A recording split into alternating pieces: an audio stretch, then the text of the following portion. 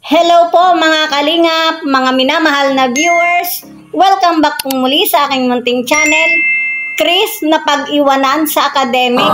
Yes po mga kalingap, si Chris po ang panganay sa magkakapatid. Subalit, siya po ay napag-iwanan sa academic. At sa ngayon po, sa kanilang hinaharap, ano ang kahihinatnan ni Chris sa larangan ng edukasyon ngayong dumating na ang kalingap sa kanilang buhay. So, samahan niyo pong muli ako. Yan po mga kalingap ang ating tatalakayin at ibabahagi ko po sa inyo. At mangyari pong panoorin po muna natin ang kabuuan ng bidyong ito bago po tayo magbigay ng ating mga komento at opinyon.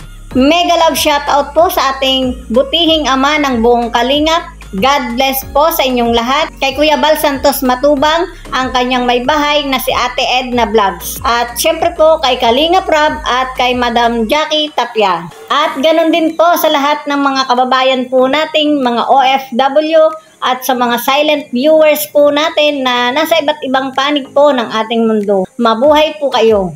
So mga kalingap, balikan na po natin at ating talakayin ang ating topic. Si Chris ang panganay sa magkakapatid, subalit napag-iwanan nga po pagdating sa academic. Yes po mga kalingap. Panganay dyan si Chris. Si Chris yung panganay ito. Pero siya yung napag-iwanan sa academics. Sa pag-to-zero. Balik sa nursery. Nahihirap ako kami. So, ayan po, nasaksihan po natin mula po sa mga video ni Kalinga Prab. Nakakalungkot man pong isipin, pero yan po ang katotohanan. Isa po sila sa mga biktima ng mga samot-saring mga pagsubok. Kumbaga po, tulad po ng sinabi ko nitong nakaraan, sila po yung mga batang naglalakbay sa isang mundo na puno ng pagsubok, mga hamon. Dagdag pa po dito ang kahirapan na naging sanhi nga po ng pagkakalugmok sa buhay at pamumuhay na naging dahilan upang hindi po sila makapag-aral. Salamat pa rin po tayo at nakatungtong na sa elementarya itong si Bea at si Melissa. Samantalang ito pong si Chris ay talagang hindi pa po. Start to zero pa po si Chris pagdating sa academic. Ika nga po ng kanilang tutor na si Ma'am Melissa, pagdating po kay Chris ay back to zero po siya sa pagtuturo sa kanya. Magsisimula po talaga sila sa daycare kumpara po sa dalawa niyang kapatid na si Bea at si Melissa na nakailang baitang na po sila sa elementarya. Sa akin kasi Kuya Rab, mahirap talaga kung paano ko sila sisimulan pagturo.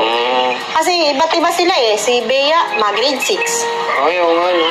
Si Melissa, grade 4. Si Chris, wala talaga. Kaya kay Chris, nag-back to zero kami. Balik kami hanggang daycare. Vertical, horizontal, scribble. Kasi yun yung start kung paano magsulat. Tapos nagle-letter na kami ngayon, ABC. Sa ABC, kaya niya na. Kahit yung pangalan niya ngayon, nagtatry siyang isulat. Kaya niya na, pero may guidance dapat. So ayan po, grabe. Pagdating nga po sa academic, talagang nakakaawa po si Chris. Siya pa naman po ang panganay sa kanilang magkakapatid. Subalit sa kabila po ng ganitong pangyayari ay kakikitaan naman po si Chris ng magandang katangian. Dahil siya po ang panganay sa magkakapatid, nagpaubaya po siya, naging mapagpakumbaba, mapagmahal na kapatid at matiisin. Kung ano po ang meron siya sa hinaharap, yan po ang kanyang taglay na napakagandang katangian. Iniisang tabi na lang po niya ang kanyang pansariling kapakanan. May una lang po ang kapakanan ng kanyang mga nakakabatang kapatid. Ibig sabihin po, ulirang ate na maituturing si Chris, di po ba? Nakakatuwa naman po at nakakatats ng puso, pero sa kabilang banda, nakakaawa naman po siya. At dagdag pa rin po sa ganitong pangyayari, tanging ang tadhana na lamang po ang bahala sa kanya. Marahil ito po ang laging sumasagi sa isipan ni Chris. Ipaubaya na lang sa tadhana ang kanyang kapalaran. At yun po, biglang sinagot siya ng tadhana ng kapalaran. Yes! Dahil sa taglay po niyang magandang katangian. O diba mga kalingap? At naniniwala po ako sa tulong ng Panginoon kapag may mabuting kalooban ay naghihintay po ang magandang kapalaran. At yan na, dumating na nga po ang kalingap sa kanilang buhay. Si Kalingap Rab at si Kuya Bal.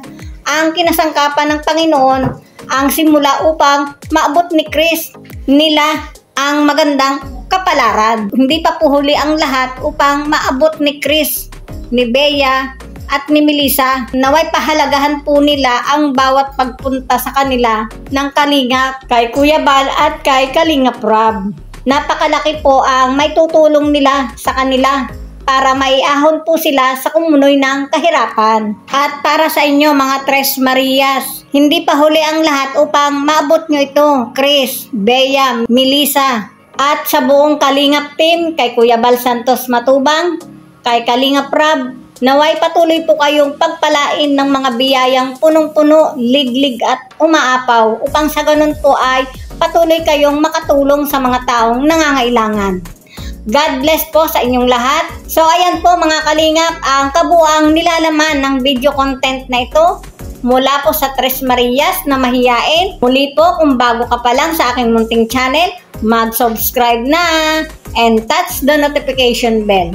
Thank you for watching. Thank you so much and God bless us.